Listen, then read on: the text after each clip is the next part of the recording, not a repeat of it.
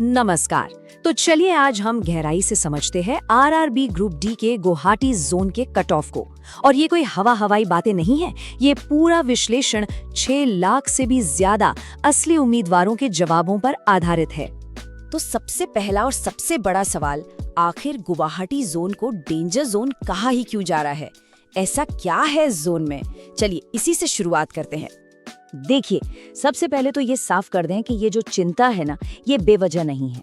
इसके पीछे ठोस डेटा है। यहाँ मुकाबला बहुत ही कड़ा है और ज्यादा स्कोर लाने वाले इतने उम्मीदवार हैं कि गुवाहाटी सच में सबसे मुश्किल जोनों में से एक बन गया है।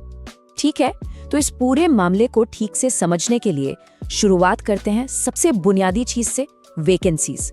आखिर कुल कितनी सीटें हैं? चलिए इन आंकड़ों को देखते हैं। तो कुल मिलाकर गुवाहाटी जोन के लिए जो आधिकारिक तौर पर वैकेंसीज घोषित हुई हैं, वो हैं 2048। जी हाँ, बस इतनी ही। लेकिन अब असली दिलचस्प बात ये है कि ये 2048 सीट्स अलग अलग श्रेणियों में बंटी कैसे हैं, ये समझना बहुत जरूरी है। देखिए, अनारक्षित यानी यूआर के लिए 828, ओबीसी के लिए 552, एससी के लिए 309, ईडब्ल्यूएस के लिए 206 और एसटी श्रेणी के लिए 153 सीटें हैं। अब इससे एक कदम और आगे बढ़ते हैं। जब हम एक्स सर्विसमैन जैसे हॉरिजॉन्टल आरक्षण को हटा देते हैं, तो फिजिकल एफिशिएंसी टेस्ट यानी पीईटी के लिए असल में कितने लोगों को बुलाया जाएगा, उसका अनुमान कुछ ऐसा है। आमतौर पर सीटों का 3 गुना बुलाया जाता है। तो यूआर में करीब 1614, ओबीसी में 1077, एससी में 603, ईडब्ल्यूएस में 402 और एसटी में करीब 300 उम्मीदवारों को पीईटी के लिए कॉल आ सकता है। तो अब तक हमने सीटों की बात कर ली। अब आते हैं कहानी के दूसरे और सबसे जरूरी हिस्से पर, जो है असली मुकाबला। मतलब इन सीटों के लिए लड़ने वाले उम्मीदवारों का प्रदर्शन आखिर रहा कैसा है। और जैसा कि मैंने शुरू में ही कहा था, ये पूरा विश्लेषण हवा में नहीं है। ये 6 लाख से भी ज्यादा वास्तविक उम्मीदवारों की उत्तर कुंजियों के एक बहुत बड़े डेटा सेट पर आधारित है। मतलब हमारे पास जो डेटा है वो काफी मजबूत है। और ये टेबल अपने आप में पूरी कहानी कह देती है कि गुवाहाटी एक डेंजर जोन क्यों है। जरा ध्यान से देखिए, 85 से ज्यादा नंबर लाने वाले 42 लोग हैं, 80 से ऊपर वाले 408 और 75 से ऊपर लगभग 1900 उम्मीदवार। अब जरा याद कीजिए, अनारक्षित श्रेणी में पीईटी के लिए सीटें कितनी थी? करीब 1614। और यहाँ तो 75 से ऊपर ही 1900 लोग हैं। यहीं से सारा खेल मुश्किल हो जाता है। तो जब हम वैकेंसी और इस जबरदस्त प्रदर्शन के डेटा को एक साथ रखते हैं, तो हम अपनी पहली बड़ी भविष्यवाणी कर सकते हैं कि अनुमानित रॉ स्कोर कट ऑफ क्या हो सकता है। तो इस डेटा के हिसाब से पीईटी के लिए जो अनुमानित रॉ स्कोर कट ऑफ निकल कर आ रहा है, वो कुछ इस तरह का है। यूआर के लिए 77+, ओबीसी के लिए 74+, ईडब्ल्यूएस के लिए 71+, एससी के लिए 68+ और एसटी के लिए 60+। लेकिन ध्यान रहे, ये रॉ स्कोर है, इसमें अभी कोई बदलाव नहीं हुआ है।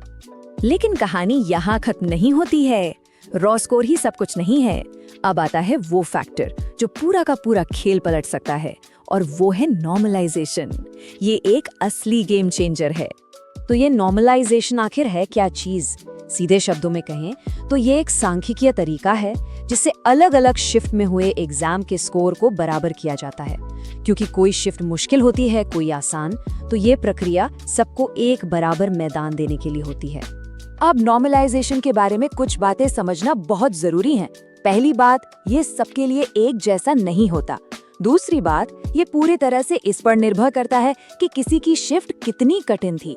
अंक 0 भी बढ़ सकते हैं और कभी-कभी 12-13 अंक तक भी बढ़ जाते हैं। इसीलिए ये चयन के लिए एक पूरा गेम चेंजर साबित हो सकता है। इसका मतलब क्या हुआ? इसका मतलब ये कि अगर किसी का स्कोर रॉ कट ऑफ से 3-4 नंबर कम भी है, तो अभी हिम्मत हारने की जरूरत नहीं है। अगर उनकी परीक्षा की शिफ्ट मध्यम से कठिन थी, तो उनके पास अब भी एक बहुत मजबूत मौका है। तो इस नॉर्मलाइजेशन के बाद अनुमानित कट ऑफ कैसा दिख सकता है? यहाँ एक तुलना देखते हैं।